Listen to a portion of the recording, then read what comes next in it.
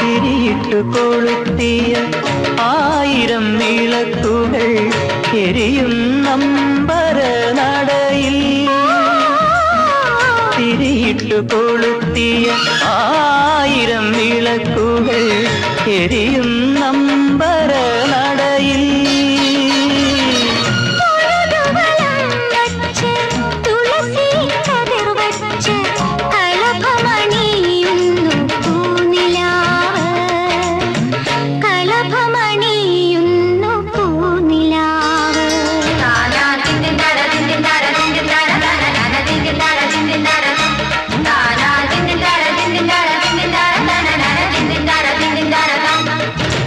അന്തിപ്പൊൻവെട്ടം